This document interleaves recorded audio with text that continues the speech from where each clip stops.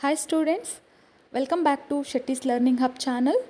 ನಾನು ಇವತ್ತಿನ ದಿನ ಅರಿಥಮೆಟಿಕ್ ಪ್ರೋಗ್ರೆಷನ್ನ ಅಭ್ಯಾಸ 1.2 ಅದರ ಕ್ವೆಶನ್ ನಂಬರ್ 16ಇಂದ ಕ್ವೆಶನ್ ನಂಬರ್ 20ವರೆಗೆ ನಾನಿಲ್ಲಿ ನಿಮಗೆ ಹೇಳ್ಕೊಟ್ಟಿದ್ದೀನಿ. ಆ್ಯಂಡ್ ಇಲ್ಲಿಗೆ ಅಭ್ಯಾಸ 1.2 ಮುಗೀತದೆ. ನಾನು ನೆಕ್ಸ್ಟು ಅಭ್ಯಾಸ 1.3 ಅಂದರೆ 5.3 ಎಕ್ಸಸೈಸ್ ನಂಬರ್ 5.3 ಇದನ್ನು ನೆಕ್ಸ್ಟ್ ವಿಡಿಯೋದಲ್ಲಿ ನಾನು ಅಪ್ಲೋಡ್ ಮಾಡ್ತೀನಿ.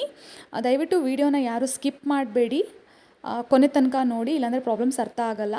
ನಿಮಗೆ ಹಿಂದಿನ 8 ಕ್ಲಾಸ್ಗಳದ್ದು ವಿಡಿಯೋ ಬೇಕಾಗಿದ್ದರೆ ನಾನು ಡಿಸ್ಕ್ರಿಪ್ಷನ್ ಬಾಕ್ಸಲ್ಲಿ ಲಿಂಕ್ ಹಾಕಿರ್ತೀನಿ.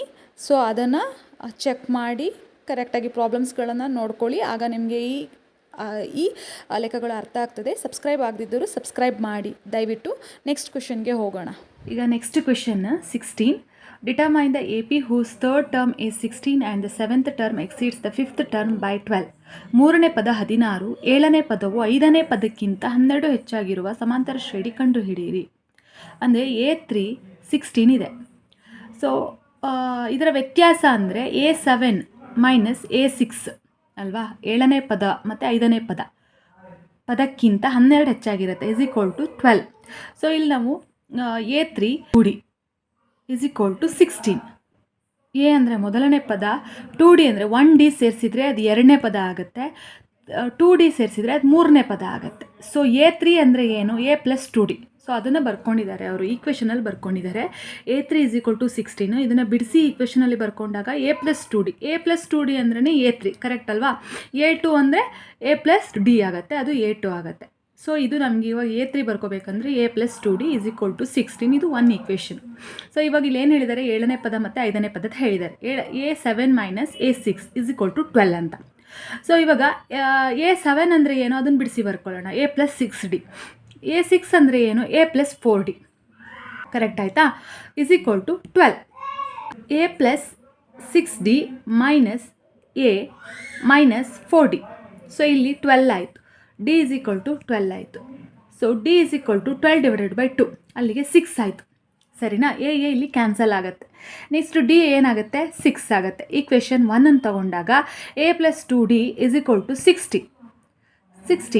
So A plus 2 into D ಅಂದರೆ ಏನು? 6 is equal to 16. So 6 12 is equal to 16. So A is equal to ಈ 12ನ ಈ ಕಡೆ ತೊಗೊಂಡು ಹೋಗೋಣ. 16 minus 12. So A is equal to 4. ಸಮಾಂತರ ಶ್ರೇಣಿ. ಹಾಗಾದರೆ ಸಮಾಂತರ ಶ್ರೇಣಿ ಏನಾಗುತ್ತೆ? 4, ವ್ಯತ್ಯಾಸ 6 ಬಂದಿದೆ. ಸೊ ಆವಾಗ ಏನಾಗುತ್ತೆ? 4 ಪ್ಲಸ್ 6 10 ಆಯಿತು, 10 ಪ್ಲಸ್ 6 16 ಆಯಿತು, 20 ಆಯಿತು. ಇಷ್ಟು 4 ಸಮಾಂತರ ಶ್ರೇಣಿಗಳು ನಮಗೆ ಸಿಕ್ತು. ಅಪ್ ಟು ಸಿಗ್ತಾ ಹೋಗುತ್ತೆ ನಾವು ಮಾಡ್ಕೊತಾ ಹೋದಾಗ. ಇದು ಅರ್ಥ ಆಯಿತಾ? ಸೊ ಇದನ್ನು ಬಿಡಿಸಿ ಬರ್ಕೊಳ್ಳೋದು ಕರೆಕ್ಟಾಗಿ ನೋಡ್ಕೊಳ್ಳಿ. A ಪ್ಲಸ್ 2D ಮತ್ತು ಇಲ್ಲಿ A ಪ್ಲಸ್ 6D ಇದ್ದಲ್ಲಿ A7 ಇದ್ದಲ್ಲಿ A ಪ್ಲಸ್ 6D, A5 ಇದ್ದಲ್ಲಿ, ಇದು 5 ಆಗಬೇಕು, ನಾನು 6 ಅಂತ ಬರೆದಿದ್ದೀನಿ, 5 ಮಾಡ್ಕೊಳ್ಳಿ. A5 ಇದ್ದಲ್ಲಿ ಸೊ A ಪ್ಲಸ್ 4D ಆಗುತ್ತೆ. So is equal to 12. ಅಂದರೆ ಇದ್ರಿಗಿಂತ ಒಂದು ನಿಮಗೆ ಕಡಿಮೆ ಆಗುತ್ತೆ, ಇದ್ರಿಗಿಂತ ಒಂದು ಕಡಿಮೆ ಆಗುತ್ತೆ Dಗೆ ಬರುವಾಗ. ಗೊತ್ತಾಯ್ತಲ್ಲ?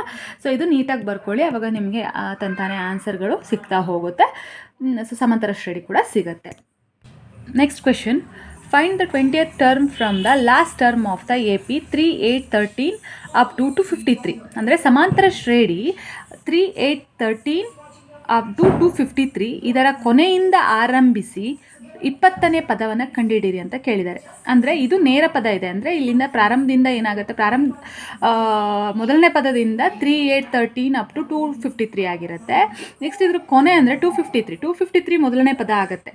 ಕೊನೆಯಿಂದ ಆರಂಭಿಸಿದಾಗ 253 5 ಕಡಿಮೆ ಮಾಡ್ಕೊತಾ ಹೋಗೋಣ. 248, 243 ಅಪ್ ಟು 13, 8, 3. ನೆಕ್ಸ್ಟ್ ಮೊದಲನೇ ಪದ ಏನಾಗುತ್ತೆ? 253. D ಏನಾಗುತ್ತೆ? -5 ಆಗುತ್ತೆ. N ಅಂದರೆ 20 20ನೇ ಪದ ಕಂಡುಹಿಡಿಯಿರಿ ಅಂತ ಹೇಳಿದಾರಲ್ವಾ. So next AN is equal to A plus N minus 1D. ಆ ಸೂತ್ರ ಹಾಕ್ಕೊಳ್ಳೋಣ. A20 is equal to 253 plus N ಜಾಗದಲ್ಲಿ 20 ಮೈನಸ್ 1, D ಜಾಗದಲ್ಲಿ -5.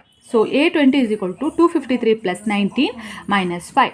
So A20 is equal to 253, 19 into -5 ಏನಾಯಿತು? 95 ಆಯಿತು. ಸೊ A20 158 ಆಯಿತು. ಸೊ 20ನೇ ಪದ ನಮಗೆ ಏನು ಸಿಕ್ತು? 158. ನೀವು ಇಲ್ಲಿ ಕರೆಕ್ಟಾಗಿ ಕ್ವಶನ್ ಓದ್ಕೋಬೇಕು. ಇದು ನೇರವಾಗಿ ಬರ್ಕೊಳ್ಳೋದು. ಓಕೆ, ಇನ್ಕ್ರೀಸಿಂಗ್ ಆರ್ಡರಲ್ಲಿ ಬರ್ಕೊಳ್ಳೋದು, ಇದನ್ನ ಡಿಕ್ರೀಸಿಂಗ್ ಆರ್ಡರಲ್ಲಿ ಬರ್ಕೊಳ್ಳೋದು. ಗೊತ್ತಾಯ್ತಾ? ಇದು ಡಿಕ್ರೀಸಿಂಗ್ ಆರ್ಡರಲ್ಲಿ ಬರ್ಕೊಳ್ಳೋದು. 253ಇಂದ 5 ಕಡಿಮೆ ಮಾಡ್ತಾ ಬನ್ನಿ. ಇದಕ್ಕೆ 5 ನಾವು ಜಾಸ್ತಿ ಮಾಡ್ತಾ ಬಂದಿದ್ದೀವಿ, ಸೊ ಇಲ್ಲಿ 5 ಕಡಿಮೆ ಮಾಡ್ತಾ ಬನ್ನಿ. ಆಗ ನಿಮಗೆ ಕರೆಕ್ಟಾಗಿ ಆನ್ಸರ್ ಸಿಗುತ್ತೆ. ಎನ್ ಫಾರ್ಮುಲಾ ಯೂಸ್ ಮಾಡಿ ಎನ್ ಜಾಗದಲ್ಲಿ 20 ಹಾಕ್ಕೊಳ್ಳಿ, ಸೊ ಆನ್ಸರ್ ನಿಮಗೆ ಸಿಗುತ್ತೆ. Next 18th question. The sum of the fourth and 8th term of an AP is 24 and the sum of the 6th and 10th term is 44. Find the first term of the AP. ಒಂದು ಸಮಾಂತರ ಶ್ರೇಣಿಯ 4ನೇ ಮತ್ತು 8ನೇ ಪದಗಳ ಮೊತ್ತ 24 ಮತ್ತು 6ನೇ ಮತ್ತು 10ನೇ ಪದಗಳ ಮೊತ್ತ 44 ಆದರೆ ಆ ಶ್ರೇಣಿಯ ಮೊದಲ 3 ಪದಗಳನ್ನು ಕಂಡುಹಿಡಿಯಿರಿ ಅಂತ ಹೇಳಿದ್ದಾರೆ. ಸೊ ಇವಾಗ ನಾವು ಲಾಸ್ಟ್ ಟೈಮಲ್ಲೆಲ್ಲ ಮಾಡಿದ್ದೀವಿ. ಮೊದಲನೇ 5ನೇ ಪದ ಕಂಡುಹಿಡಿ, 6 ಪದ ಕಂಡುಹಿಡಿರಿ, 7 ಪದ ಕಂಡುಹಿಡಿರಿ, 4 ಪದ ಕಂಡುಹಿಡಿರಿ ಅಂತ ಹೇಳಿ. ಸೊ ಇದರಲ್ಲಿ ಲಾಸ್ಟಿಗೆ ಮೊದಲ 3 ಪದಗಳನ್ನು ಕಂಡುಹಿಡಿರಿ ಅಂತ ಹೇಳಿದ್ದಾರೆ. ಸೊ ಇವಾಗ ಒಂದು ಸಮಾಂತರ ಶ್ರೇಣಿಯ 4ನೇ ಪದ A4, 8ನೇ ಪದ A8 ಅಂತ ತೊಗೊಳ್ಳೋಣ. ಸೊ ಅದರದ್ದು ಮೊತ್ತ ಏನಂತೆ ಅಂದರೆ ಅವೆರಡ್ರದ್ದು ಮೊತ್ತ ಏನಾಗಿರುತ್ತೆ, 24 ಆಗಿರುತ್ತೆ. ಸೊ ಅದನ್ನು ಬರ್ಕೊಳ್ಳೋಣ ನಾವು. A4 + A8 ಏನಾಗುತ್ತೆ = 24. ಸೊ A4 ಅಂದರೆ ನಾವು ಬಿಡಿಸಿ ಬರೆದಾಗ A + 3D ಫಾರ್ಮಲ್ಲಿ ಬರೆದಾಗ A + 3D ಆಯಿತು. A8 ಅಂದರೆ A + 7D ಆಯಿತು. ಕರೆಕ್ಟ್ ಅಲ್ವಾ? = 24. ಸೊ A + 3D ಇದನ್ನು ಬಿಡಿಸಿ ಬರೀರಿ, +A + 7D = 24. ಮೊತ್ತ ಅಂತ ಕೇಳಿದ್ದಾರೆ, ಮೈನಸ್ ಹಾಕಬೇಡಿ, ಮೊತ್ತ ಹಾಕಿ ಪ್ಲಸ್ ಆಗುತ್ತೆ. So A + 3D + A + 7D = 24. A 2A ಆಯಿತು, 3D 7D ಏನಾಯಿತು 10D ಆಯಿತು, = 24. ಸೊ ಇಲ್ಲಿ ಕಾಮನ್ ಯಾವುದಿದೆ ಇಲ್ಲಿ ಇವಾಗ 2ನ ಹೊರಗಡೆ ತೆಗೆದಾಗ A1 ಉಳಿಯುತ್ತೆ, ಪ್ಲಸ್ ಇಲ್ಲಿ 5D ಆಗುತ್ತೆ. 5 2 10. ಸೊ 5D ಆಯಿತು, = 24. So A + 5D = 24 / 2. So A + 5D = 12 ಆಯಿತು. 2 12 24 ಆಯಿತು. ಸೊ ಇದನ್ನು ಫಸ್ಟ್ ಇಕ್ವೇಷನ್ ಅಂತ ಕನ್ಸಿಡರ್ ಮಾಡೋಣ. ನೆಕ್ಸ್ಟ್ ಇನ್ನೊಂದು ಏನು ಕೇಳಿದ್ದಾರೆ ಅವರು, 6ನೇ ಪದ ಮತ್ತು 10ನೇ ಪದಗಳ ಮೊತ್ತ 44 ಆಗಿರುತ್ತದೆ ಅಂತ ಹೇಳಿ ಕೇಳಿದ್ದಾರೆ. ಸೊ 6ನೇ ಪದ, so A6 + A10 = 44. So same thing ನೀವು ಇಲ್ಲಿ ಏನು ಮಾಡಿದ್ದೀರಾ ಅದೇ ಥರನೇ ಮಾಡ್ಕೊಳ್ಳಿ. ಸೊ A6 ಅಂದರೆ A + 5D ಪ್ಲಸ್ A10 ಅಂದರೆ A + 9D = 44. So A + 5D + A + 9D = 44. A 2A ಆಯಿತು, 5D 9D 14D ಆಯಿತು, = 44. ಈ 2ನ ಹೊರಗಡೆ ತೆಗಿಯೋಣ, A + 7D = 44 ಆಯಿತು. ಸೊ 7 2 14 ಅಲ್ವಾ? ಸೊ A + 7D = ಈ 2ನ ಕೆಳಗಡೆ ಬಂದಾಗ 22 44 ಆಯಿತು. ಸೊ ಇವಾಗ ಇನ್ನೊಂದು ಇಕ್ವೇಷನ್ ಸಿಕ್ತು. ಈ 2 ಇಕ್ವೇಷನ್ ನಮಗೆ ಸಿಕ್ತು. ಇವಾಗ ಏನು ಮಾಡೋಣ ಅಂದರೆ ಈಕ್ವೇಷನ್ 2ರಿಂದ ಈಕ್ವೇಷನ್ 1ನ್ನು ಕಳಿಯೋಣ. So A + 7D = 22, A + 5D - A + 5D = 12. So ಇದೇನು ಮಾಡುತ್ತೆ, 22ನಲ್ಲಿ 12 ಅಂದರೆ ಮೈನಸ್ ಹಾಕ್ಕೊಳ್ಳಿ, ಕಳಿಯೋದಲ್ವಾ, 10 ಆಯಿತು. ಸೊ 7Dನಲ್ಲಿ 5Dನ ಕಳೆದಾಗ 2D ಆಯಿತು. ಸೊ ಈ 2 ಈ ಕಡೆ ಹೋದಾಗ ಭಾಗಾಕಾರಕ್ಕೆ ಹೋಗುತ್ತೆ. ಸೊ 10 / 2 D = 5 ಆಯಿತು. ನಮಗೆ ಇವಾಗ D ಸಿಕ್ತು, ಸಾಮಾನ್ಯ ವ್ಯತ್ಯಾಸ ಸಿಕ್ತು, ಕಾಮನ್ ಡಿಫ್ರೆನ್ಸ್ ಸಿಕ್ತು. ಸೊ ಸಮೀಕರಣ 1ರಲ್ಲಿ ನಾವೀಗೇನು ಮಾಡೋಣ, ಈ ಸಮೀಕರಣ 1 ಅಲ್ವಾ, ಈ ಸಮೀಕರಣ 1ರಲ್ಲಿ ನಾವು 5ನ ಸಬ್ಸ್ಟಿಟ್ಯೂಟ್ ಮಾಡೋಣ. ಅವಾಗ A + 5D = 12. So A + 5 × D ಅಂದರೆ 5 ಆಯಿತು, = 12. ಸೊ A + 25 ಆಯಿತು, = 12. ಸೊ ಈ 25 ಇರೋದು ಈ ಕಡೆ ಹಾಕೋಣ. ಸೊ A ಮೈನಸ್ ಆಗುತ್ತೆ, ಅವಾಗ A = -13. ದ ಫಸ್ಟ್ 3 ಟರ್ಮನ್ನು ಇವಾಗ ನಾವು ಕಂಡುಹಿಡಿಯೋದು ಹೇಗೆ ಅಂದರೆ A ಸಿಕ್ತು, D ಸಿಕ್ತು. ಸೊ A ಸಿಕ್ತಲ್ವಾ, ಈಸಿ. ಸೊ A ಏನಾಯಿತು -13. A + D ಅಂದರೆ ಏನು, 2ನೇ ಪದ 5 ಹಾಕೋಣ. -13 + 5 ಏನಾಯಿತು -8 ಆಯಿತು. ನೆಕ್ಸ್ಟ್ A + 2D ಅಂದರೆ 2 ಇದು ಹಾಕೋದು ಅಲ್ವಾ. ಸೊ ಅಲ್ಲಿಗೇನಾಯಿತು -13 + 2 × 5 ಇದು -3 ಆಯಿತು. ಸೊ ಇದು ನೀವು ಹೇಗೆ ಮಾಡೋದು ಅನ್ನೋದು ಇನ್ನೊಂದು ಮೆಥಡ್ ಕೂಡ ನಾನು ಹಳೆ ಕ್ಲಾಸ್ನಲ್ಲಿ ಹೇಳ್ಕೊಟ್ಟಿದ್ದೀನಿ ನಿಮಗೆ. ಮುಂದಿನ 3 ಪದಗಳನ್ನು ಕಂಡುಹಿಡಿಯೋದು ಹೇಗೆ ಅನ್ನೋದನ್ನು ನಾನು ಹಿಂದಿನ ಕ್ಲಾಸ್ಗಳಲ್ಲಿ ಅಂದರೆ ಫಸ್ಟ್ ಸೆಕೆಂಡ್ 3 ಕ್ಲಾಸ್ಗಳಲ್ಲಿ ಹೇಳ್ಕೊಟ್ಟಿದ್ದೀನಿ ಅನಿಸುತ್ತೆ. ಸೊ ಅದನ್ನು ನಾನು ಡಿಸ್ಕ್ರಿಪ್ಷನ್ ಬಾಕ್ಸ್ನಲ್ಲಿ ಹಾಕಿಟ್ಟಿರ್ತೀನಿ, ನೀಟಾಗಿ ನೋಡ್ಕೊಳ್ಳಿ ಅದನ್ನು ಹೇಗೆ ಅಂತ. ಸೊ ಈ ಥರ 2D A + D ಮತ್ತು A + 2D ಅಂತೇನೂ ಮಾಡಿನೂ ಈ ಮುಂದಿನ ಪದಗಳನ್ನು ಕಂಡುಹಿಡಿಬೋದು. ಇಲ್ಲಾಂದರೆ ನಮಗೆ ಸಿಕ್ಕಿರೋ ಪದ A1ಗೆ ಡಿ ಹಾಕೋದು, ಎ ಟುಗೆ ಡಿ ಹಾಕೋದು, ಆ ಥರನೂ ಕೂಡ ನಾವು ಮಾಡ್ಬೋದು. If in case A two ಸಿಕ್ತು ಅಂದರೆ ಮುಂದಿನ ಪದ A3 ಕಂಡುಹಿಡಿಬೇಕು ಅಂದರೆ ಅದಕ್ಕೆ ಒಂದು ಡಿನ ಕೂಡಿಸೋದು, ಹಾಗೆ ಆ ಥರ ಬೇಕಾದರೂ ಮಾಡ್ಬೋದು, ಈ ಥರ ಬೇಕಾದರೂ ಮಾಡ್ಬೋದು. 2 ಮೆಥಡ್ ಇದ್ದಾವೆ. ಸೊ ನೀವು ಯಾವ್ದು ಈಸಿ ಆಗುತ್ತೋ, ನಿಮ್ಗೆ ಯಾವುದು ಕಂಫರ್ಟಬಲ್ ಅನಿಸುತ್ತೋ ಅದನ್ನು ಮಾಡಿ. ಸೊ ಇಷ್ಟು ನಿಮಗೆ ಇವಾಗ ಏನು AP ಸಿಕ್ತಲ್ವ, -13 -8 -3 ನೀಟಾಗಿ ಸಬ್ಸ್ಟ್ಯೂಟ್ ಮಾಡಬೇಕು. ನೀಟಾಗಿ ಸಬ್ಸ್ಟ್ಯೂಟ್ ಮಾಡಿ ಸಮೀಕರಣ ತಗೊಂಡು ಒಂದು ಸಮೀಕರಣದಿಂದ ಇನ್ನೊಂದು ಸಮೀಕರಣ ಕಳೆದಾಗ ನಮಗೆ ಡಿ ಸಿಗುತ್ತೆ. ನೆಕ್ಸ್ಟ್ ಅದರಿಂದ ನೀವು ಏನ ಕಂಡುಹಿಡಿಯೋದು, ನೆಕ್ಸ್ಟ್ ಮೊದಲನೇ ಪದ, ಎರಡನೇ ಪದ, ಮೂರನೇ ಪದ ಹೀಗೆ ಕಂಡುಹಿಡ್ಕೊತಾ ಹೋಗ್ಬೋದು. ನೆಕ್ಸ್ಟ್ 19th ಕ್ವಶನ್ಗೆ ಹೋಗೋಣ. Subbarao started work in 1995 at an annual salary of 5,000 rupees and received an increment of 200 rupees each year.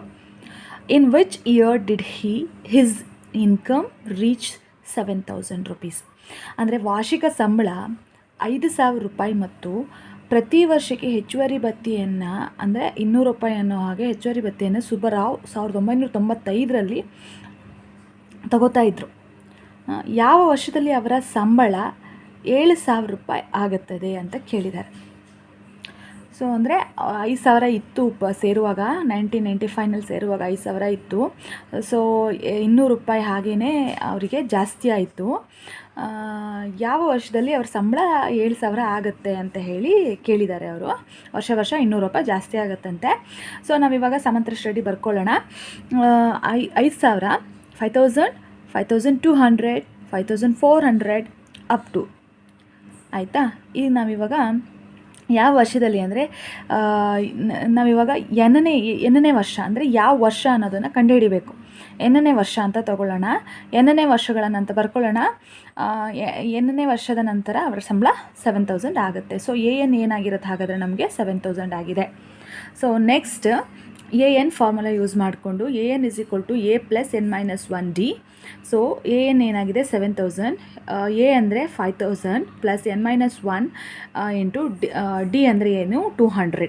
So 7,000 -5,000 ಆಗುತ್ತೆ. ಈ 5,000 ಇರೋದನ್ನು ಈಚೆಗೆ ತಂದಾಗ -5,000 ಆಗುತ್ತೆ.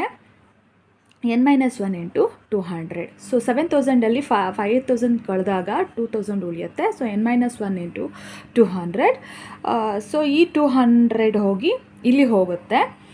ಸಾರಿ, ನಾನಿಲ್ಲಿ ನೀವಿಲ್ಲಿ 200 ಬರ್ಕೊಳ್ಳಿ, ನಾನಿಲ್ಲಿ 20 ಅಂತ ಬರ್ತಿದ್ದೀನಿ, 200 ಬರ್ಕೊಳ್ಳಿ. ಸಾರಿ, ಒಂದು ನಿಮಿಷ ನಾನು ಕರೆಕ್ಷನ್ ಮಾಡಿಬಿಡ್ತೀನಿ. 200 ಇಲ್ಲಿ ನಿಮಗೆ 200 ಸಿಕ್ತು. ಸೊ ಈ 200 2,000 ಡಿವೈಡೆಡ್ ಬೈ 200 ಏನಾಗುತ್ತೆ 10 ಆಗುತ್ತೆ. ಸೊ 9 - 1 = 10. ಸೊ n = 10 + 1 ಆಯಿತು. ಸೊ 11 ಆಯಿತು. ಗೊತ್ತಾಯ್ತಲ್ಲ. ಇದು 11ನೇ ವರ್ಷದಲ್ಲಿ 11ನೇ ವರ್ಷದಲ್ಲಿ ಅವರ ಸಂಬಳ 7,000 ಆಗಿರುತ್ತದೆ. ಇದು ಕನ್ಕ್ಲೂಷನ್. ಕರೆಕ್ಟಾಗಿ ನೀವು ಇಲ್ಲಿ ಸಮಾಂತರ ಶ್ರೇಣಿ ಬರ್ಕೊಳ್ಳಿ. ನೆಕ್ಸ್ಟ್ ಮೊದಲನೇ ಪದ ಬರ್ಕೊಳ್ಳಿ. ನಿಮಗೆ ಏನು ಕಂಡುಹಿಡಿಯೋಕ್ಕೆ ಹೇಳಿರೋ ವರ್ಷ ಇದೆಯಲ್ಲ ಆ ವರ್ಷನ n ಅಂತ ತಗೊಳ್ಳಿ. ಸೊ ಅವ್ರಿಗೆ ಕೊಟ್ಟಿರೋ ಸಂಬಳ ಇದೆಯಲ್ಲ ಅದನ್ನು 7,000 ಅಂತ ತಗೊಳ್ಳಿ. ಸೊ ಅಲ್ಲಿಂದ ಎನ್ನನೇ ಫಾರ್ಮ್ಗೆ ಹಾಕ್ಕೊಂಡು ನೀವಿಲ್ಲಿ ಫಾರ್ಮುಲಾಗೆ ಹಾಕ್ಕೊಂಡು ಎನ್ನನ್ನು ಕಂಡುಹಿಡೀರಿ. ಸೊ ಆವಾಗ ನಿಮಗೆ ಎಷ್ಟನೇ ವರ್ಷ ಅಂತ ಅನ್ನೋದು ಸಿಗತ್ತೆ. ನೆಕ್ಸ್ಟ್ ಕ್ವೆಶನ್ಗೆ ಹೋಗೋಣ. Next 20 questions. Ramkali saved 5 rupees in the first week of a year and then increased her weekly savings by 1.75 rupees. If in the nth week her weekly savings become 2.75 rupees, find n. So ಇಲ್ಲಿ ನೋಡಿ, ರಾಮ್ಕಲಿಯು ವರ್ಷದ ಮೊದಲನೇ ವಾರದಲ್ಲಿ 5 ರೂಪೀಸನ್ನು ಉಳಿಸಿದ್ಲು ಮತ್ತು ಪ್ರತಿ ವಾರ ಅವಳ ಉಳಿತಾಯವನ್ನು 1.75 ರೂಪೀಸ್ಗೆ ಹೆಚ್ಚಿಸಿದ್ಲು.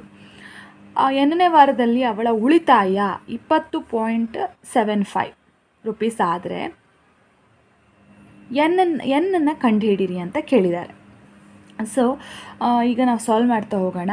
ಎ ಅಂದರೆ ಏನು? 5 ಅಂತ ಅಂದರೆ ಅವಳು ರಾಮ್ಕಲಿ ಸೇವ್ ಮಾಡಿರೋದು 5, ಅಂದರೆ ಮೊದಲನೇ ವಾರದಲ್ಲಿ 5 ರೂಪೀಸ್ ಸೇವ್ ಮಾಡಿದರೆ ಅದನ್ನು ಎ ಅಂತ ತೊಗೊಳ್ಳೋಣ. ಎರಡನೇ ವಾರದಲ್ಲಿ ಏನು ಮಾಡಿದ್ದಾಳೆ ಅನ್ನೋದು ಗೊತ್ತಿಲ್ಲ ನಮಗೆ. ಪ್ರತಿ ವಾರ ಅವಳು ಉಳಿತಾಯದ್ದು ವ್ಯತ್ಯಾಸ ಏನಾಗಿರುತ್ತೆ, 1.75 ಜಾಸ್ತಿ ಆಗ್ತಾ ಹೋಗ್ತಾ ಇರುತ್ತೆ. ಅಂದರೆ 5ಕ್ಕೆ ನೀವು 1.75ನ ಕೂಡಿಸಿದಾಗ ನೆಕ್ಸ್ಟ್ ಸೆಕೆಂಡ್ ವೀಕಿಂದು ಸ್ಯಾಲ್ರಿ ಅಂದರೆ ಉಳಿತಾಯ ಸಿಗುತ್ತೆ. ಸೊ ಎನ್ ಲಾಸ್ಟ್ ವಾರದಲ್ಲಿ ಯಾವುದೋ ಒಂದು ವಾರದಲ್ಲಿ ಎನ್ನನೇ ವಾರದಲ್ಲಿ ಅವಳು ಉಳಿತಾಯ 20.75 ಆಗಿರುತ್ತೆ. ಸೊ ಇವಾಗ ನೀವು ಎನ್ನನ್ನು ಕಂಡುಹಿಡಿಬೇಕು. ಸೊ ಎನ್ ಫಾರ್ಮುಲಾ ಯೂಸ್ ಮಾಡ್ಕೊಳ್ಳಿ, A + n-1D. ಸೊ ಎನ್ ಅಂದರೆ 20.75. ಸೊ ಎ ಅಂದರೆ 5 + n-1 into 1.75. So 20.75 = 5 + n-1 into 1.75 ಅಂತ ಹೇಳಿ ಹಾಕ್ಕೊಳ್ಳೋಣ. ಸಬ್ಸ್ಟಿಟ್ಯೂಟ್ ಮಾಡಿದ್ದೀವಿ. ಸೊ ಈ 5 ಇರೋದು ಈ ಕಡೆ ಬಂದಾಗ -5 ಆಗುತ್ತೆ. ಸೊ ಇಲ್ಲಿ n-1 ಇಂಟು 1.75 ಉಳಿಯುತ್ತೆ. ಸೊ 20.75ನಲ್ಲಿ 5ನ ಕಳೆದಾಗ 15.75 ಉಳಿಯುತ್ತೆ. ಕ್ಯಾಲ್ಕುಲೇಷನ್ ಮಾಡಿ ನೀಟಾಗಿ ಹಾಕ್ಕೊಳ್ಳಿ. ದಶಮಾಂಶದಲ್ಲಿ ಇರೋದಕ್ಕೆ ನೀಟಾಗಿ ಕ್ಯಾಲ್ಕುಲೇಷನ್ ಮಾಡ್ಕೊಳ್ಳಿ, ಇದು ಗೊತ್ತಿರುತ್ತೆ ಅಂದ್ಕೊಂಡಿರ್ತೀನಿ. ಸೊ n -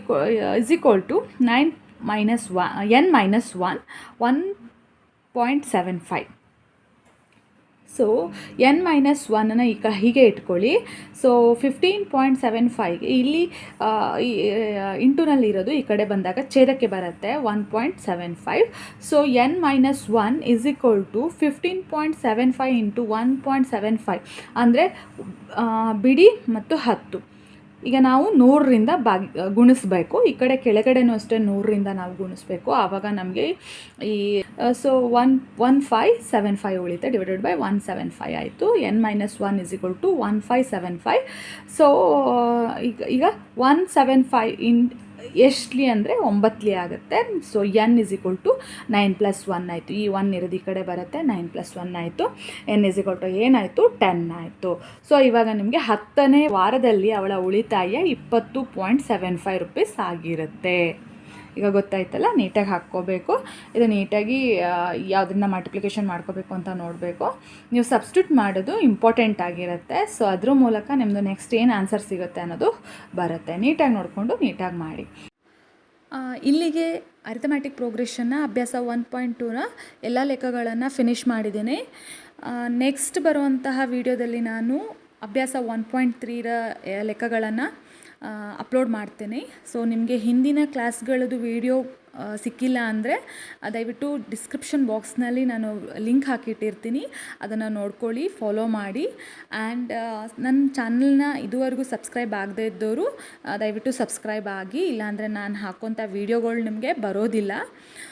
ನೆಕ್ಸ್ಟ್ ಏನಂದರೆ ನಾನು ನೆಕ್ಸ್ಟ್ ಕ್ಲಾಸ್ನಲ್ಲಿ ಓಲ್ಡ್ ಕ್ವೆಶ್ಚನ್ ಪೇಪರ್ಗಳನ್ನು ಸಾಲ್ವ್ ಮಾಡ್ತೇನೆ ಮತ್ತು ಅಭ್ಯಾಸ 1.3ದು ಅಭ್ಯಾಸಗಳನ್ನು ಮುಂದುವರಿಸ್ತೇನೆ. ಹಾಗೆ ನನ್ನ ಚಾನಲ್ನ ಸಬ್ಸ್ಕ್ರೈಬ್ ಮಾಡದೇ ಇರೋರು ಸಬ್ಸ್ಕ್ರೈಬ್ ಮಾಡ್ಕೊಳ್ಳಿ. ಆ್ಯಂಡ್ ದಯವಿಟ್ಟು ಲೈಕ್ ಮಾಡಿ ನಿಮಗೆ ಇಷ್ಟ ಆಗಿದ್ದರೆ, ಆ್ಯಂಡ್ ಶೇರ್ ಮಾಡಿ. ಆದಷ್ಟು ಜನಕ್ಕೆ ವಿಡಿಯೋ ರೀಚ್ ಆಗಲಿ, ಶೇರ್ ಮಾಡಿ. Thank you.